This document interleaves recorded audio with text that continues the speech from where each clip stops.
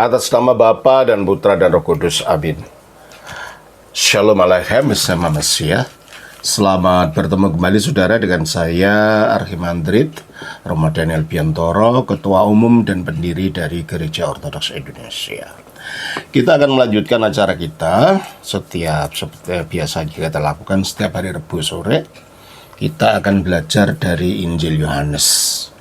Kali ini tanggal 21 September tahun 2022, hari Rabu, kita akan melanjutkan pelajaran kita dari Injil Yohanes yang sekarang sudah sampai pada chapter 49.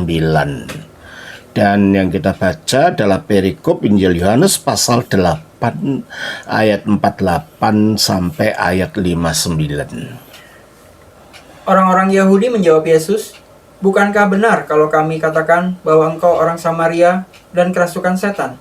Jawab Yesus, "Aku tidak kerasukan setan, tetapi aku menghormati Bapakku, dan kamu tidak menghormati aku. Tetapi aku tidak mencari hormat bagiku. Ada satu yang mencarinya, dan dia juga yang akan menghakimi. Aku berkata kepadamu, sesungguhnya, barang siapa menuruti firman-Ku, ia tidak akan mengalami maut sampai selama-lamanya." Kata-kata orang Yahudi kepadanya, "Sekarang kami tahu bahwa engkau kerasukan setan, sebab Abraham telah mati, dan demikian juga nabi-nabi. Namun engkau berkata, barang siapa menuruti firman-Ku, ia tidak akan mengalami maut sampai selama-lamanya. Adakah engkau lebih besar daripada bapa kita Abraham yang telah mati? Nabi-nabi pun telah mati. Dengan siapakah engkau samakan dirimu?" Jawab Yesus, "Jikalau aku memuliakan diriku sendiri, maka kemuliaanku itu sedikit pun tidak ada artinya. Bapakkulah yang memuliakan aku. Tentang siapa kamu berkata, dia adalah Allah kami, padahal kamu tidak mengenal dia. Tetapi aku mengenal dia. Dan jika aku berkata, aku tidak mengenal dia, maka aku adalah pendusta, sama seperti kamu. Tetapi aku mengenal dia, dan aku menuruti firman-Nya. Abraham bapamu bersukacita bahwa ia akan melihat hariku, dan ia telah melihatnya, dan ia bersukacita." Maka kata orang-orang Yahudi itu kepadanya, "Umurmu belum sampai 50 tahun, dan kau telah melihat Abraham?"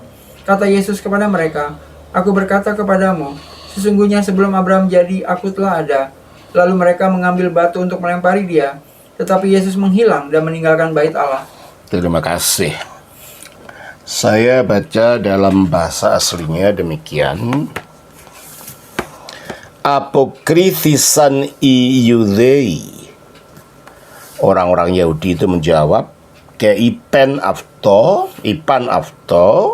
dan berkata kepada dia,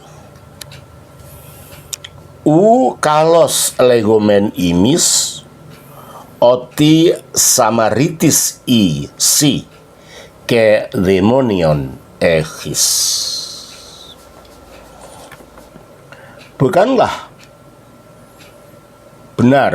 baik yang kami katakan mengenai engkau, yang kami katakan bahwa engkau adalah orang Samaria dan engkau memiliki roh jahat, atau engkau kerasukan roh jahat. Jawaban orang-orang Yahudi ini kepada Yesus adalah, setelah mereka tidak dapat menyerang Yesus dari kelemahan-kelemahan dosa yang mungkin mereka mau menunjukkan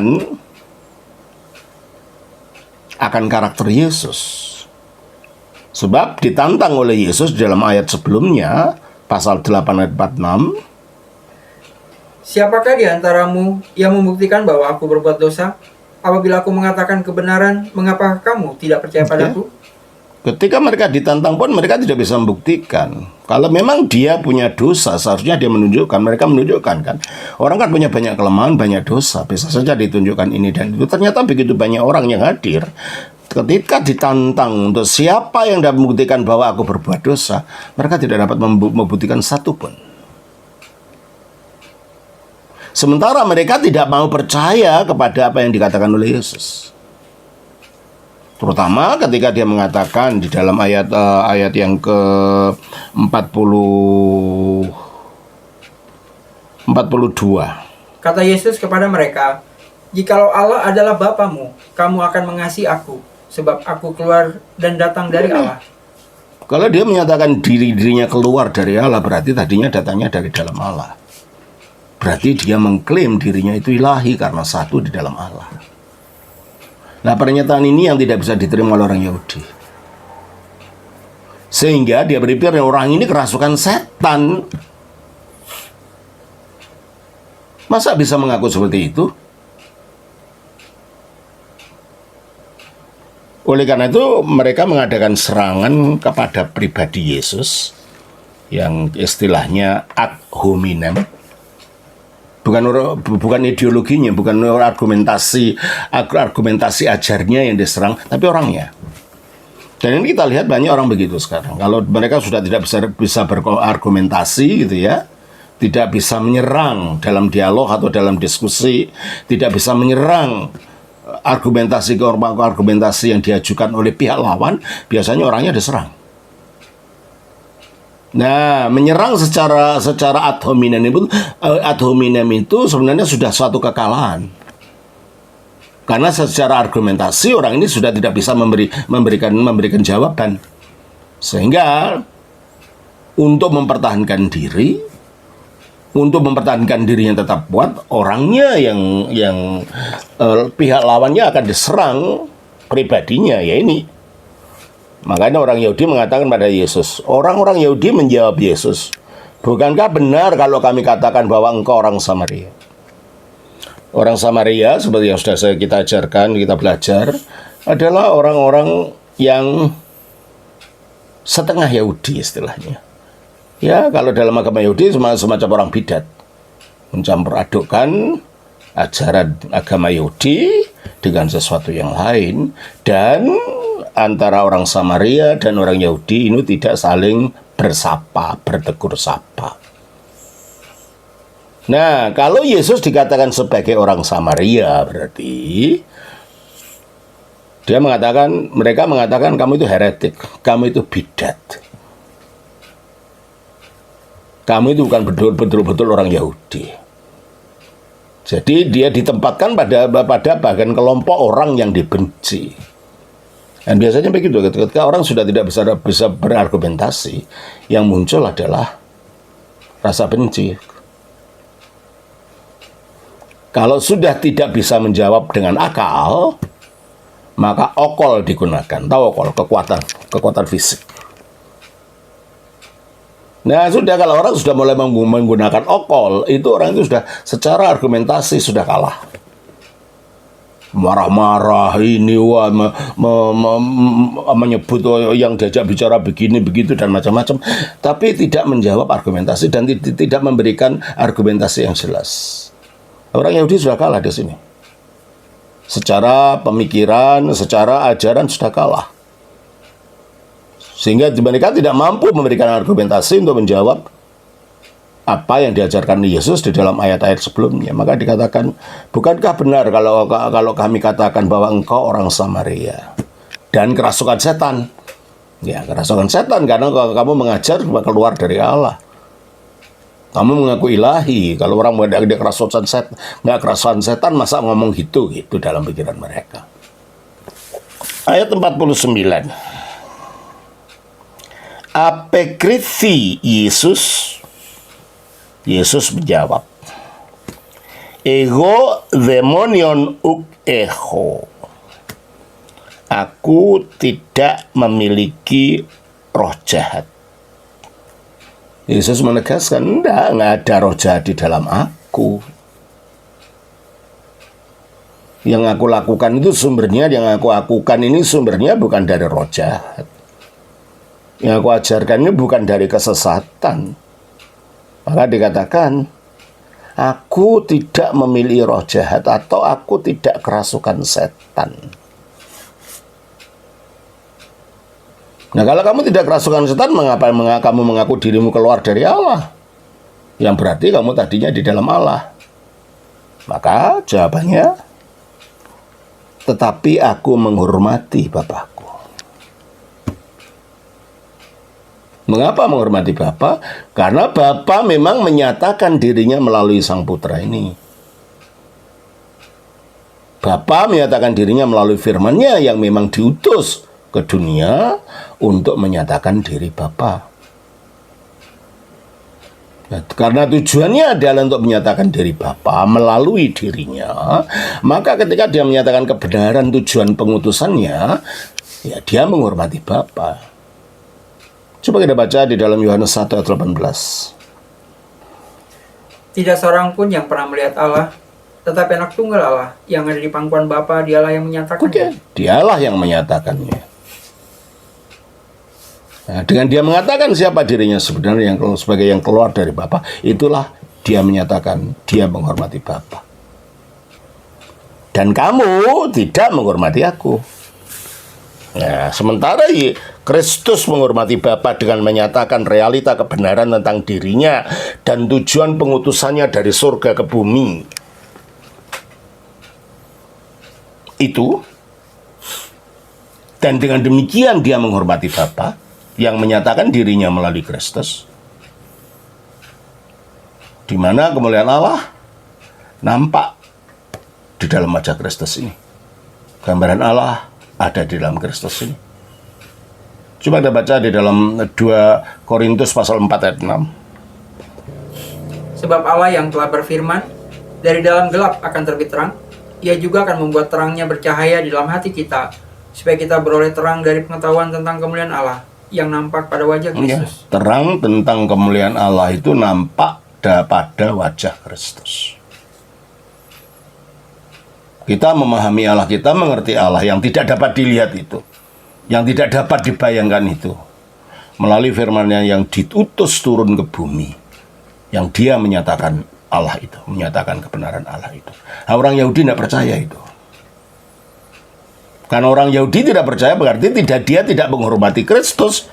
Dan kan dia tidak menghormati Kristus, maka dia tidak menghormati Bapa yang mengutusnya dari surga turun ke bumi itu.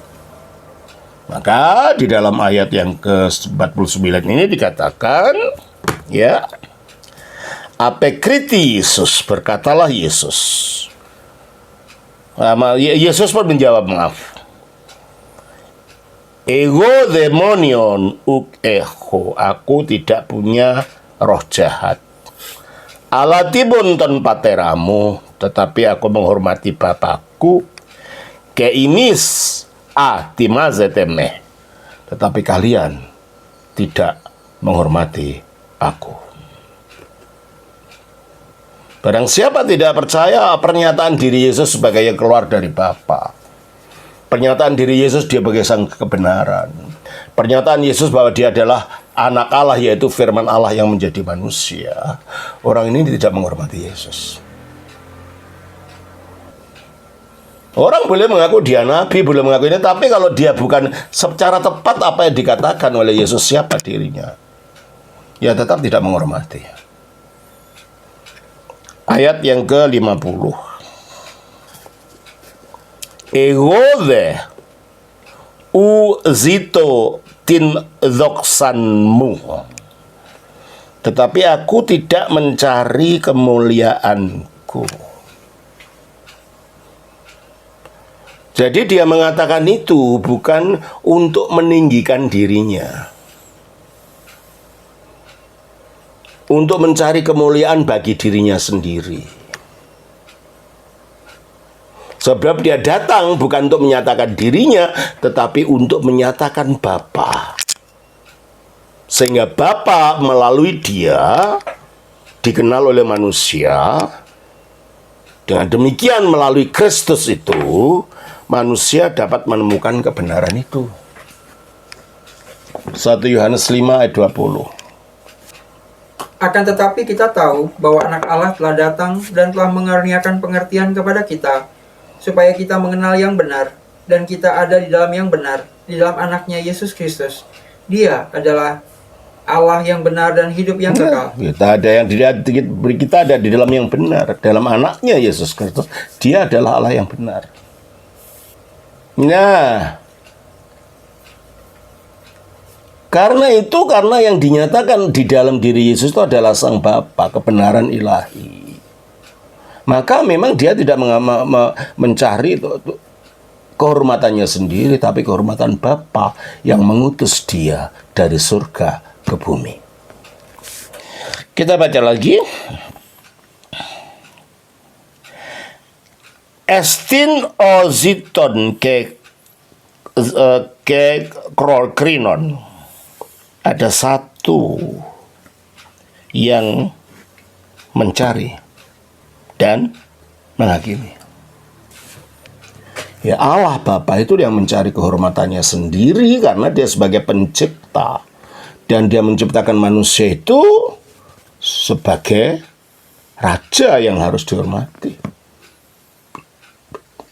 Namun demikian penghormatan kepada Bapa ini tidak bisa lepas dari penghormatan kepada Kristus, karena tanpa Kristus, tanpa firman, orang tidak dapat mengerti Bapa itu. Oleh karena itu dikatakan Yohanes 5 ayat 23. Mulai ayat yang ke-22 deh. Bapa tidak menghakimi siapapun, melainkan telah menyerahkan penghakiman itu seluruhnya kepada anak. Jadi segala sesuatu itu oleh Bapa diserahkannya kepada anaknya, firman-Nya ini. Terus supaya apa? Supaya semua orang menghormati anak, sama seperti mereka menghormati Bapa. Gitu. Menghormati anak sama seperti menghormati Bapa. Meskipun anak sendiri sebenarnya tidak mencari penghormatan itu, tapi penghormatan kepada anak itu adalah sama dengan penghormatan kepada Bapa, karena di dalam anak, di dalam firman ini, Bapa itu dinyatakan kepada manusia, dan tanpa melalui dia, tak seorang pun datang kepada Allah. Tanpa melalui dia, tak seorang pun dapat mengerti Allah. Maka dia ini yang memang mencari penghormatan itu, ya memang sudah selayaknya. Kita baca di dalam Wahyu pasal 4 ayat 11. Ya Tuhan dan Allah kami, Engkau layak menerima puji-pujian. Engkau layak menerima puji-pujian dan hormat Terus? Sebab Engkau telah menciptakan segala sesuatu. Sebab Engkau menciptakan segala sesuatu.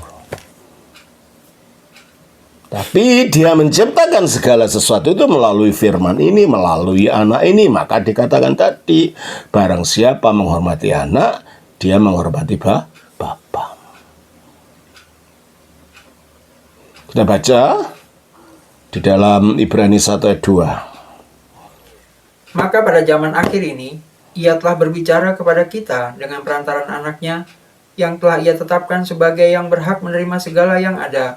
Oleh Dia, oleh anak ini atau firman ini, Allah telah menjadikan alam semesta. Allah telah menjadikan alam semesta.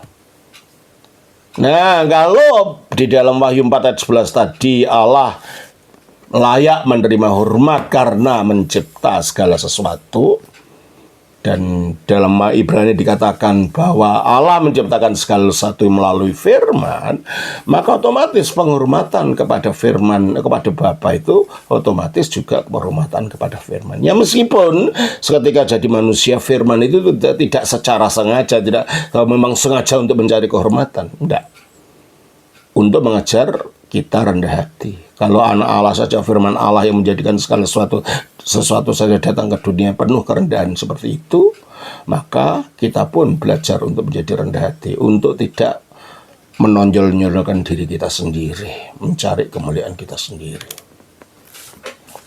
Selanjutnya, Yohanes pasal yang ke-51. Amin, amin, lego imin. Amin, amin, aku berkata kepadamu, atau sesungguh-sungguhnya aku berkata kepadamu. Mengapa dia mengatakan kata-kata amin, amin ini? Karena begitu seriusnya dan begitu memerlukan perhatian yang sungguh-sungguh dari pihak pendengarnya, yaitu kita dalam hal ini, mengenai apa yang hendak dia katakan ini. Apa itu? Amin, amin, lego imin, eantis, ton emon logon tirisi. Jikalau seseorang memelihara firman-Ku. Ya, memelihara itu gimana? Memahami, menyimpan dalam hati, lalu melaksanakan. Mempelajari, memahami, menyimpan dalam hati, mengingat terus, dan akhirnya menjalankan perintah itu. Thanaton teorisi. Dia tidak akan melihat kematian. Tidak akan melihat maut. Mengapa demikian? Karena kata-kata Yesus itu adalah merupakan penyataan ilahi. Dan ketika Yesus dikatakan sebagai firman, bukan hanya sekedar kata-katanya saja sebenarnya, tetapi seluruh karyanya, ajarannya, karya kematiannya di atas salib, karya penguburannya, kematiannya, dan karya kebangkitannya yang menyatakan kehidupan.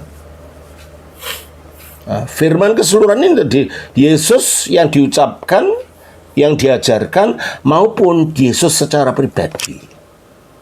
Itu yang kita pelihara dalam hati kita, maka kita tidak akan melihat kematian, melihat kehidupan. Karena dikatakan di dalam 1 Korintus 15 ayat 20-21.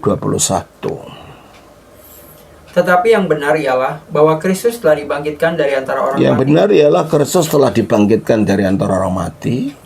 Sebagai yang sulung dari orang-orang yang telah sebagai yang mendahului dari, artinya semua orang akan mati, tapi nanti ada kebangkitan. Tapi yang mendahului kebangkitan itu Yesus ini. Jadi alasan adanya kebangkitan karena Yesus bangkit.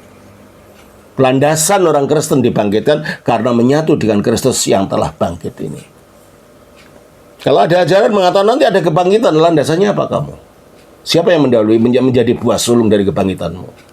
Kalau kamu orang Kristen, ada Kristus telah bangkit dari antara orang mati. Terus kan? Sebab sama seperti maut datang karena satu orang manusia. Maut datang karena satu orang manusia, yaitu Adam. Demikian juga kebangkitan orang mati datang karena satu orang manusia. Ya, demikian juga kebangkitan datang karena satu orang manusia, yaitu Kristus. Sesudah dia bangkit dari mati. Terus? Karena sama seperti semua orang mati dalam persekutuan dengan Adam. Iya, kalau kita menjadi keturunan Adam, kita menerima kematian itu. Terus? Demikian pula semua orang akan dihidupkan kembali dalam persekutuan dengan Kristus. Nah, kalau di dalam Kristus kita akan dihidupkan kembali. Dan itulah sebabnya Kristus mengatakan kalau siapa yang memelihara firman-Ku, dan firman itu bukan hanya yang berbentuk ajaran yang bersifat moral saja, tetapi segala sesuatu yang menyangkut dirinya. Dia tidak akan melihat kematian. Bahkan dikatakan di dalam Yohanes 5:24. Aku berkata kepadamu, sesungguhnya barang siapa mendengar perkataanku dan percaya kepada Dia yang mengutus aku, ia mempunyai hidup yang kekal dan tidak turut dihukum, sebab ia sudah pindah dari dalam maut ke dalam hidup. Tidak ada orang berani menjamin seperti ini. Barang siapa yang mendengar perkataanku dan percaya kepada Dia yang mengutus aku dari surga ke bumi, dia, apa katanya? Ia mempunyai hidup yang kekal. Mempunyai hidup yang kekal dan tidak turut dihukum. Inilah jaminan dalam Injil. Karena Kristus itulah yang telah menyatakan kehidupan melalui kebangkitannya. Makanya dikatakan, amin, amin, lego imin, sesungguh-sungguhnya aku berkata kepadamu, ean tiston emon logon tirisi, jikalau seseorang memelihara firman-Ku, thanaton mi teorisi, dia tidak akan melihat kematian atau maut, iston eona, sampai selama-lamanya. Ya, karena kita menyatu dalam kebangkitannya, seperti dikatakan tadi. Dan itulah keselamatan itu. Kalau kita menyatu dalam kebangkitan Kristus, yaitu menyatu dalam kehidupan ilahi itu, maka tentunya kita menerima hidup kekal, menerima hidup ilahi itu. Ayat 52. Ipan afto iudei. Orang-orang Yahudi itu berkata kepadanya, Nin, sekarang etnokamen, kami telah tahu, oti demonion echis, bahwa kamu kerasukan setan. Mengapa? Ya, kamu mengatakan hal yang tidak masuk akal. Ya, secara manusia tidak masuk akal. Apa sih? Abraham apa Evanen? Abraham telah meninggal. Kei profite, dan semua nabi-nabi dan para nabi. Kesi legis eantiston logon mutirisi umi yefsite tanaton istenona. Abraham telah mati. Nabi-nabi juga telah mati. Tapi kamu mengatakan, kalau siapa memelihara kata-kata firmanku tidak akan merasakan kematian sampai selamanya. Kalau bukan orang gila, masa ada orang ngomong gitu? Abraham saja udah mati kok, nabi-nabi udah mati. Kamu itu loh siapa, tukang kayu miskin? Mengatakan bahwa kalau percaya pada kamu, orang tidak akan merasakan kematian. Kamu itu siapa? Pasti kamu dirasuk setan. Nah, gitu kan pikirannya. Karena ajaran Kristus tidak masuk di akal mereka. Banyak orang begitu sekarang. Tapi apa kata Yesus? Ayat 53 selanjutnya. Misi mizon itu patrosimun Abraham. Apakah engkau lebih besar daripada bapa kami Abraham? Ostis apethanen, yang telah mati. Loh, kamu itu mengklaim dirimu siapa sih? Apa kamu lebih besar dari bapak kami Abraham? Bagi orang Yahudi, Abraham kan bapak segala bangsa, bapak bangsa kan. Itu saja mati. Loh. Kok kamu mengklaim orang yang percaya pada kamu tidak akan mati? Loh, kamu ini siapa? Kalau kamu udah dirasuk setan, tidak mungkin ngomong gitu loh maksudnya. Masa ada orang kayak kamu ngomong seperti itu? Kami nggak tahu kamu berasal dari mana. Para nabi aja meninggal semua, Abraham meninggal semua. Kok kamu mengklaim yang luar biasa yang tidak masuk akal ini? Itu. Kei profite apethanon, dan para nabi sudah mati. Tina siaftud peace. Kamu membuat dirimu itu apa gitu loh. Kamu mengklaim dirimu itu apa? Kok kamu seperti menganggap dirimu lebih tinggi dari Abraham, dari para nabi yang semuanya mati, dan kamu mengatakan orang yang percaya pada kamu tidak akan mati? Ya, pertanyaannya jadi begini, saudara. Hanya ada 3 kemungkinan. Pertama, Yesus berbohong. Tapi tidak mungkin dia berbohong karena ternyata memang akhirnya dia mati dan bangkit. Apa yang dikatakan terbukti. Kedua, Yesus orang kerasukan setan. Orang kerasukan setan tidak bisa berargumentasi secara runut seperti ini. Yesus orang gila. Ya, orang gila tidak mungkin ngomong seperti yang dilakukan oleh Yesus. Apalagi orang gila tidak bisa membangkitkan orang mati, menyembuhkan orang sakit. Tidak mungkin. Berarti dia berkata benar. Cuma itu 3 kemungkinannya. Dia memang seperti yang dinyatakan mengenai dirinya siapa. Jadi dirasuk setan tidak, orang gila bukan, pembohong tidak. Ya memang dia yang menyatakan Allah, memang dia yang memberikan kehidupan kepada manusia yang dibuktikan melalui kebangkitannya. Ayat yang ke-54.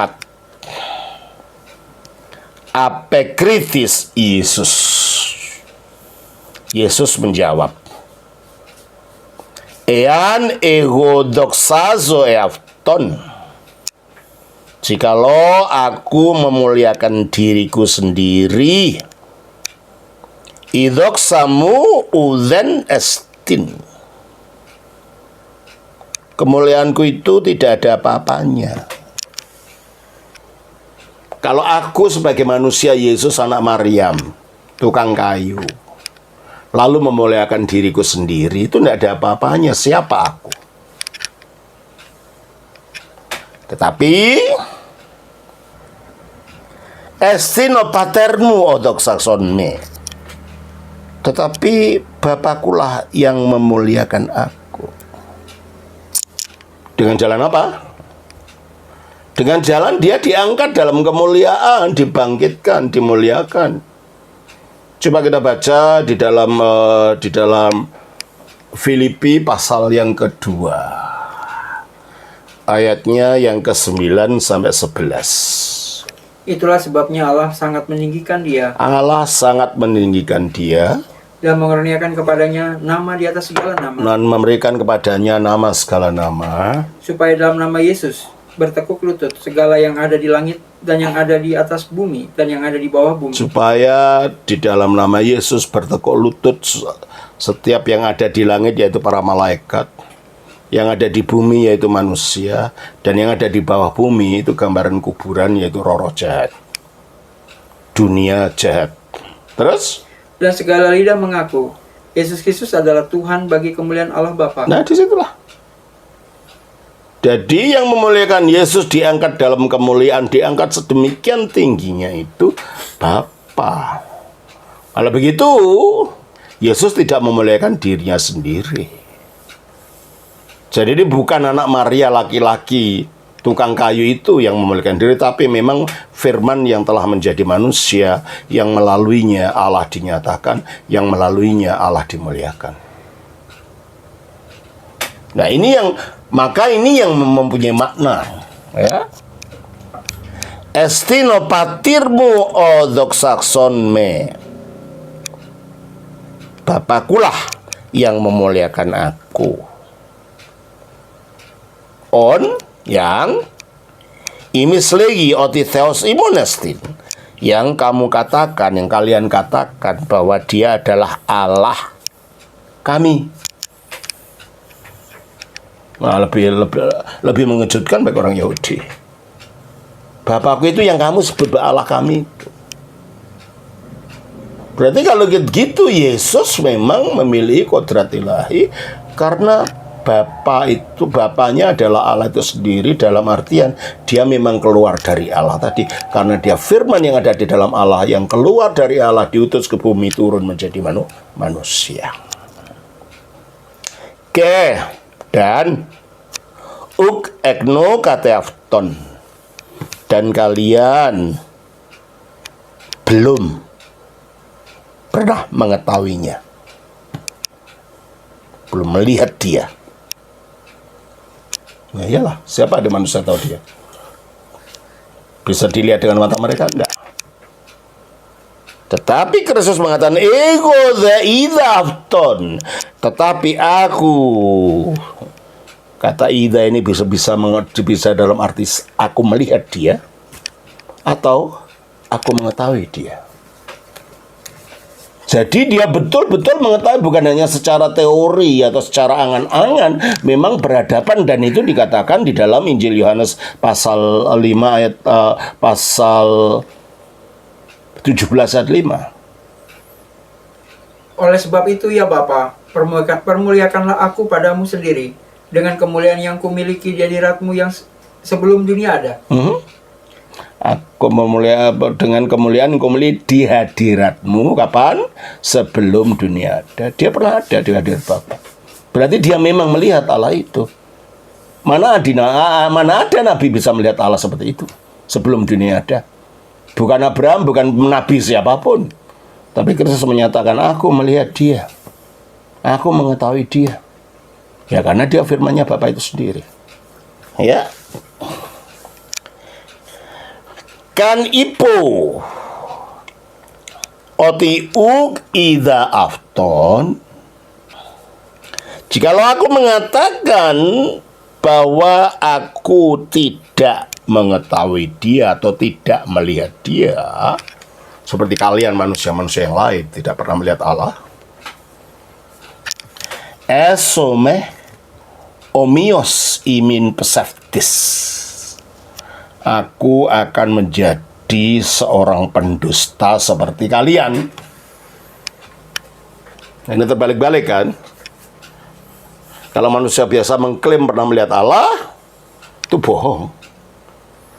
Tapi kalau Yesus mengklaim tidak pernah melihat Allah atau tidak tahu Allah, ya dia justru bohong. Karena apa? Karena memang dia sejak kekal berada di dalam diri Allah. Satu di dalam Allah, berada di hadirat Allah. Berarti kalau dia melihat Allah, dia mengenal Allah, dia berada di hadirat Allah. Kalau dia berbicara tentang Allah, pasti benarnya. Karena dia mengetahui tanpa pengantara. Beda dengan nabi-nabi yang lain, ada pengantaranya, entah teofani, entah penyataan, entah melalui malaikat.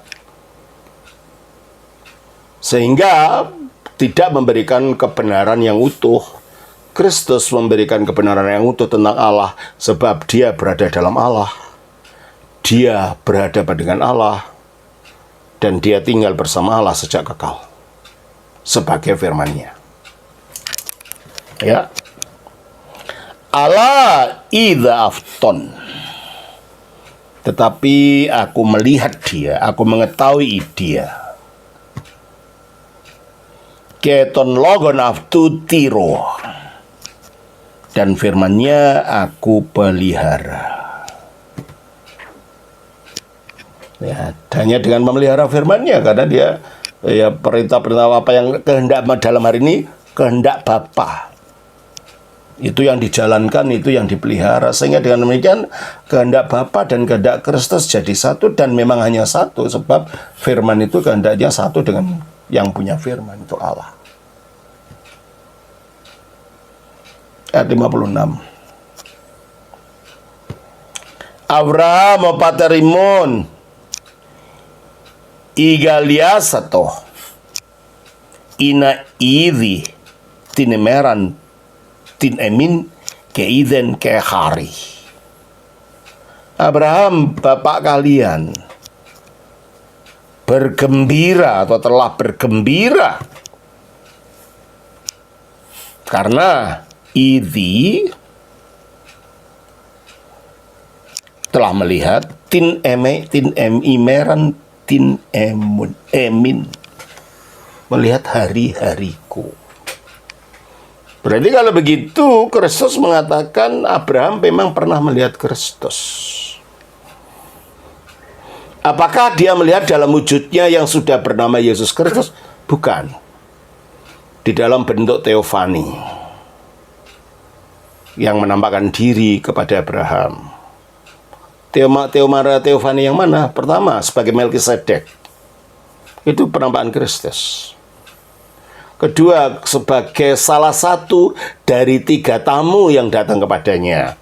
Yang ada di dalam Kejadian 18, Melkisedek di dalam Kejadian 14 ayat 18-20. Dan sebagai malaikat Tuhan yang memerintahkan dia untuk menyembelih Ishak. Dan semua penampakan-penampakan yang dilihat oleh Abraham di dalam Perjanjian Lama itu adalah penampakan Kristus. Maka benar bahwa Abraham telah melihat hari-harinya Kristus dan dia bersukacita. Nah, klaim ini sekali lagi bagi orang yang dulu seperti orang kerasukan setan aja. Ya, makanya mereka mengatakan, coba bayangkan ya. Kalau saudara tahu seseorang datang dari desa gitu ya. Datang ke kota ketemu saudara lalu mengklaim, "Oh, saya ini datang dari kerajaan masa lalu. Saya dulu itu Patih Gajah Mada." Kira-kira saudara akan mengatakan apa? Hanya 3 kemungkinan.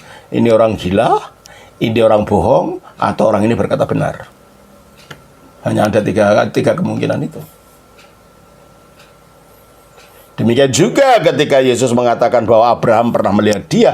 Padahal pada secara sejarah, ketika Yesus kata-kata Yesus yang dicatat ini, secara sejarah Abraham sudah meninggal 2000 tahun yang lalu. Makanya ayat 57, Ipan un iudei prosafton. Oleh karena itu, berkatalah orang Yahudi itu kepadanya, Pendikonda eti upu egis, kamu belum memiliki 50 tahun, atau kalau bahasa Indonesianya, kamu belum berumur 50 tahun. Ya, waktu itu kita 30 tahun kan, 33 tahun. Ke Abraham Eurakas, dan kau telah melihat Abraham. Tidak masuk akal, kamu gila kali itu ya. Abraham itu mati 2000 tahun yang lalu. Masa kamu telah melihatnya? Apa jawab Yesus? Ayat 58. Ipen aftis Yesus. Yesus berkata kepadanya, Amin, amin, lego imin. Amin, amin, aku berkata kepadamu, sesungguh-sungguhnya aku berkata kepadamu. Prin, Avram geneste, ego imi. Sebelum Abraham lahir, sebelum Abraham jadi, akulah aku. Itu dalam bahasa aslinya, ego emi. Akulah aku. Ya, kalau begitu, jadi kalau akulah dia apa, aku telah ada itu ya dalam bahasa Indonesia ya. Itu bahasa aslinya bunyinya seharusnya terjemahan akulah aku. Dalam pengertian ada dua ini. Yesus mendahului eksistensinya dari Abraham. Ya tentulah dia sudah ada sebelum dunia dijadikan kok. Sudah ada di hadirat Bapa, ya. Dan sebagai apa dia dari Bapa? Dia menyatakan ego emi. Nah, ego emi itu adalah nama dari Yahweh. Nama ya yang dinyatakan oleh malaikat Tuhan yang menampakkan diri pada Musa, dan malaikat itu atau malaikat Yahweh yang menampakkan diri pada Musa itu adalah Kristus. Coba kita baca di dalam Keluaran pasal 3. Ayatnya yang ke 1 sampai 6. Adapun Musa ia biasa mengembalakan kambing domba Yitro, mertuanya imam di Median. Sekali ketika ia mengiring kambing domba itu ke seberang padang gurun, sampailah ia ke gunung Allah, yaitu gunung Horeb. Lalu malaikat Tuhan menampakkan diri kepadanya. Malaikat Tuhan menampakkan diri kepadanya, malaikat Yahweh ini ya, dari di dalam nyala api, nyala api yang keluar dari semak duri. Lalu ia melihat dan tampaklah semak duri itu menyala, tetapi tidak dimakan api. Musa berkata, baiklah aku menyimpang ke sana untuk memeriksa penglihatan yang hebat itu. Mengapakah tidak terbakar semak duri itu? Ketika dilihat Tuhan bahwa Musa menyimpang untuk memeriksanya, berserulah Allah dari tengah-tengah semak duri. Menurut ayat sebelumnya, siapa yang di tengah-tengah semak duri? Malaikat Tuhan. Menurut ayat ini, siapa yang di tengah-tengah semak duri? Allah sendiri. Berarti yang disebut malak Yahweh itu adalah penyataan diri Allah, yang tak lain adalah Kristus, firman-Nya Allah. Dan dia ketika ditanya namanya oleh Musa mengatakan di dalam Keluaran 3 ayatnya yang ke-14, 13-14. Lalu Musa berkata kepada Allah, tetapi apabila aku mendapatkan orang Israel dan berkata kepada mereka, Allah nenek moyangmu telah mengutus aku kepadamu, dan mereka bertanya kepadaku, bagaimana tentang namanya? Apakah yang harus kujawab kepada mereka? Firman Allah kepada Musa, Aku adalah aku. Aku adalah aku. Itu namanya. Dan nama ini disebut oleh Yesus, aku adalah aku. Sebelum Abraham jadi, aku adalah aku. Oleh karena itu surat Ibrani mengatakan bahwa Musa pernah bertemu dengan Kristus. Ibrani 11 ayat 24 sampai 26. Karena iman maka Musa setelah dewasa menolak disebut anak putri Fir'aun, karena ia lebih suka menderita sengsara dengan umat Allah daripada untuk sementara menikmati kesenangan dari dosa. ia menganggap penghinaan karena Kristus. Menganggap penghinaan karena Kristus. Ya tentulah bukan Kristus yang telah lahir dari Maria. Karena jarak kelahiran Yesus dan zamannya Musa itu 1200 tahun. Kalau gitu Kristus yang mana yang dilihat Musa? Ya Kristus dalam teofani tadi. Kristus sebagai malak Yahweh tadi yang menyatakan dirinya sebagai akulah aku, yang di dalam ayat ini diucapkan oleh Kristus yang sudah jadi manusia di dalam ayat 58 ini. Ipen aptis Yesus. Yesus berkata pada mereka, amin, amin, lego imin. Amin, amin, aku berkata kepadamu. Prin, Avram yeneste. Sebelum Abraham jadi, ego emi. Akulah aku. Iran un litos. Oleh karena itu mereka mengambil batu. Batu. Ina supaya valosin epafton. Mereka dapat melemparkan kepadanya. Yesus de ekrivi. Yesus menghilang, tersembunyi. Keeksilten ektu ieru. Dan keluar dari Bait Allah. Ya, Yesus menghilang ini menghilang di tengah-tengah kerumunan orang. Atau menghilang raib. Secara mujizat. Seperti kasusnya Filipus menghilang gitu kan, setelah coba kita baca di dalam Kisah Rasul 8. Kita baca ayatnya yang ke 39 sampai 40. Dan setelah mereka keluar dari air, Roh Tuhan tiba-tiba melarikan Filipus. Dan sida-sida itu tidak melihat. Melarikan, mungkin terus diambil, diraibkan gitu. Terus ia meneruskan perjalanannya dengan sukacita. Tetapi ternyata Filipus ada di Asdod. Ya, langsung dari situ dia Asdod tiba-tiba. Mungkin kasus ini yang terjadi. Kristus meraibkan dirinya. Keluar dari Bait Allah. Ya, saudara, saya kira itulah yang dapat kita pelajari untuk pelajaran kita dari Injil Yohanes kali ini. Kita akan melanjutkan ribu depan pada perikop yang baru dari pasal yang baru, pasal 9. Semoga bermanfaat. Tuhan memberkati. Shalom. Atas nama Bapa, Putra, Roh Kudus. Amin.